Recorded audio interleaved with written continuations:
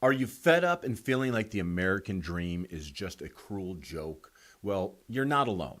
The housing system today is nothing short of rigged, and no, it's not your fault. Everyday, ordinary people are feeling squeezed by the sky high rents and stagnant incomes while the system keeps rewarding those who already have it all. It's infuriating to watch your hard earned money vanish month after month with promises that someday, you'll save enough money for your own place. But let's be real, the dream is being squeezed out of reach by a structure designed to favor the few at the expense of the many. Today, I'm tearing down the facade and getting brutally honest about what's really going on. Housing prices have spiraled into a realm where even a modest home seems like a luxury reserved for someone else's kids. Meanwhile, wages barely keep pace with these ever-climbing costs, leaving you trapped in a vicious cycle where renting feels like, well, you're paying someone else's mortgage, and that's exactly what you're doing. It's maddening, and it's not you. This is the fault of the system that's lost sight of the people's needs. Now, I'm not here to sugarcoat the reality. The alternatives that I'm about to share aren't the ideal solution. They're a clever workaround in a broken game where the rules are stacked against you. But when the traditional path of rent, save, buy is practically impossible, sometimes you got to think outside the box, as much as I hate to use that cliche. So do me a favor, while these strategies may not be perfect, they're steps towards reclaiming control in a system that's been holding you back for too long. Are you ready to break the cycle and explore real, actionable alternatives? The housing crisis isn't just a minor hiccup. It's a systematic failure. Over the past few decades, home prices have escalated to levels that have seen, basically almost surreal for everyday folks. At the same time, our incomes are stuck in neutral. You work hard every day, and yet it feels like the financial deck is stacked against you. This isn't because you're not trying. It's because the rules of the game are broken. The system is designed to favor big investors and those already holding wealth, leaving the rest fighting for scraps. When's the last time you heard someone say, "I've saved enough money to buy a house"? Renting used to be just a temporary pit stop on the way to home ownership. But now, with rents eating up more of your paycheck than ever before, renting has become a trap, one that keeps you from ever building the kind of savings you need for a down payment. And if that wasn't enough, hidden costs, rising interest rates, and other financial hurdles are only widening the gap between what you earn and what you need to live. This isn't just a series of unfortunate numbers. It's your life, it's your future, and it's your dreams being sidelined by a system that seems to care more about the profits than people. The traditional rent, save, buy model is simply not cutting it anymore. It's a relic of a bygone era, and in today's world, it's high time we look for alternative paths to reclaim control over our financial destinies. Workaround number one, and listen, I said it before, these are not the ideal situations, but we need a little help right now. Buying a home from a little help from a family member. I know it might sound a little bit of family business, but trust me, when traditional lending route is particularly a dead end, leaning on your family can be a game changer. So what does this really mean? Imagine you have a parent, a sibling, or another relative who's in position to help. Instead of waiting years to scramble together enough cash for the elusive down payment and those brutal closing costs, you can set up what's known as a non-arm's length transaction. In plain language, this means you're tapping into a relationship built on trust and by blood, not just cold, hard credit scores. Now, let's break down the benefits. First off, this method might allow you to secure a home with little to no upfront cash. Instead of watching your dreams slip away while you're stuck in the rent cycle, you could be stepping into a new home sooner rather than later. The financial agreement can be structured so that your relative essentially gifts you the down payment and even covers the closing costs, giving you a major leg up in a system that seems to be designed to keep you on the outside looking in. But, and this is key, it's not a free pass.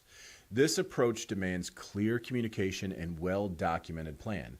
Sit down with your family member, hash out the details, and get everything in writing. It's crucial to work with a professional like me who can help structure that transaction properly so everyone is protected.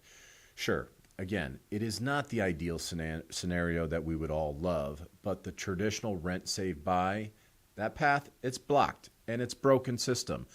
Sometimes you have to create your own lane. Teaming up with a partner. Number 2, sharing the load with someone who's just as fed up with the broken system can be an absolute game changer. You've got a roommate, a friend, or even a significant other who's itching to break into the real estate world too. Instead of each of you struggling alone, why not join forces? By partnering up, you're pooling your financial resources, which means you're not shouldering the entire burden of a hefty mortgage on your own. This dual income approach can make the approval process a lot less intimidating and split those overwhelming monthly payments right down the middle, and it's going to make you approvable. But let's be clear, dividing responsibilities isn't as simple as splitting the cost of dinner. You need to be upfront about roles, contributions, and make sure, most importantly, there's an exit strategy if things do not go as planned. I'm telling you right now, incredibly important. A formal agreement is key here. Lay out who's responsible for what and how payments can be handled and what happens if one of you wants to, get out of the situation. This isn't just a financial agreement. It's a partnership built on trust and clear communication. Look, on a personal note, while I did not buy my first primary residence with a partner, I did kick off my real estate journey by partnering up with someone for my first 7 investment properties. I was in my late 20s and I was scared as everybody else that was out there. Teaming up allowed us to tackle opportunities that would have been impossible to manage solo. Spreading the risk is what made me feel comfortable, and then reaping the rewards together turned out to be a heck of a move. If you're willing to collaborate and trust in someone who shares your drive, partnering up might just be the alternative route you need to finally break through into a market that's stacked against us all. Strategy number 3, bringing in a non-occupying co-borrower. It's a way to get into the market by sharing the load with someone who you trust. They trust you, and they'll stand by your side even if they're not living in the home with you. So what does that actually mean? A family member, a parent, an older sibling, or even a close relative willing to join you on the mortgage. They do not have to move in, but by adding their credit and income to your application, you make yourself a more appealing candidate to lenders because you will qualify debt to income and credit. Their financial backing can be the push you need to secure the home when traditional methods just aren't cutting it anymore.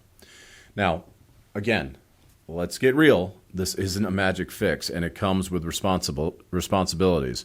For the first 12 months, sometimes a little bit longer, that co-borrower's debt to income ratio will take a hit because they're sharing that mortgage. But the silver lining, after a year of on-time payments, you should be able to restructure the deal or at least show lenders that you can handle the mortgage on your own, and you can actually offset that debt from your co-borrower because you've been showing that you paid those mortgage payments for the last 12 months. Now, if you decide to take this route, here's what you need to do. Identify your non-occupying co-borrower. Find a relative who's financially stable and trusts your ability to manage the mortgage responsibly. I've seen this played out several different ways, and it usually works out well, honestly. And I've never really seen anything work out terribly, at least in my experience. You're going to want to lay out the terms. Get everything in writing, work with your mortgage professional, talk to me to structure the agreement so both parties are protected. Plan for the transition. Understand after about a year, you'll aim to remove the co-borrower's liability, helping them restore their full financial capacity. Look, of course, certain things are going to need to happen. You're going to have to see an increase in your monthly income. You're going to have to bring on some other sort of borrower if that doesn't happen to get out of that situation after a year. But it is a viable solution, and it is something that I see on a pretty regular basis. Leveraging a non-occupying co-borrower can absolutely be a smart and a strategic move. Like I said, I see it on a regular basis. That one gets you into a home while you build your financial independence you deserve. This is a super easy transaction to happen as long as you have the right co-borrower. Now, let's talk about another lifeline in the broken housing system, down payment assistance programs. The sad reality is that traditional saving methods have been left in the dust by runaway prices and stagnant wages. This isn't about lack of effort. It's a system that's rigged against you. Down payment assistance programs are designed specifically to help first-time homebuyers, and I also have down payment assistance programs for others that are subsequent buyers. But it helps cover those hefty upfront costs, whether they're through grants, forgivable loans, or low interest options. They're available at various levels, state, county, and sometimes even federal. But here's the kicker. Many come with income restrictions or strict eligibility criteria. That means you've got to do your homework and find one that fits your situation. But if you qualify, the benefits are real. These programs can significantly reduce the barrier that's been keeping you from owning a home. Imagine stepping into homeownership with less burden, where the down payment isn't a mountain that you've had to climb all on your own. Instead, you're getting a boost that lets you focus on building wealth instead of just paying rent. To make the most of these programs, start by researching what's available in your area or reach out to me or another mortgage professional, and they can certainly point you in the right direction.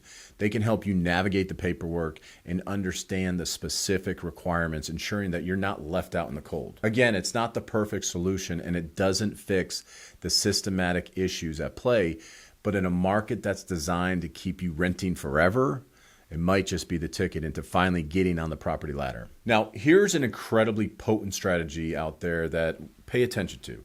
Using DSCR products to get into investment real estate. DSCR, or debt service coverage ratio, might sound like a financial jargon, but here's the real deal. Instead of focusing on your personal income, lenders using DSCR products care about one thing. Does that property's rental income cover the monthly expenses? In other words, can the lease revenue pay the mortgage, taxes, insurance, and any other recurring costs?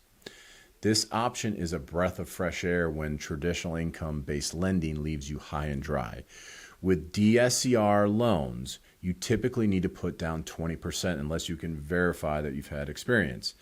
And if you can demonstrate that the property's anticipated rental income exceeds the debt service, you could secure financing even if your paycheck alone might not cut it under conventional guidelines. Down payment assistance programs are not going to be available for this. Keep in mind, though, this route is strictly for investment properties. It's not meant for your primary residence. But if your goal is to build wealth through real estate, it's a strategic move that can help you break into the market. Think about it. Many submarkets in Metro Atlanta have seen rental rates bottom, and many experts predict a rebound in the coming years. By snapping up an investment property with a DSCR product, you're positioning yourself to benefit from that upswing. You're not just buying a building. You're setting up a revenue-generating asset that can pay its own way, all while building your portfolio and your financial future. This isn't the perfect or traditional path to homeownership. It's a workaround born out of necessity in a system that's rigged against the average person. But when the standard rent, save, buy model is nearly impossible, creative strategies like DSCR can be your ticket to finally stepping into the real estate game. Before we wrap up, let's get one thing straight. Again, none of these workarounds are perfect, but they're viable. They're not the dream scenario you all deserve. Instead, they're practical steps to help you fight back against a system designed to keep you renting and struggling. Whether you're leaning on your family, teaming up with a trusted partner, adding a non-occupying co-borrower, tapping into down payment assistance, or even considering DSCR products to break into the real estate investment property game, you're taking a stand. Remember, it's not your fault the system is rigged. It's the fault of a broken structure that puts profit over people. You deserve a fair shot at building wealth and creating a home of your own. So use these strategies as your tools to level up the playing field.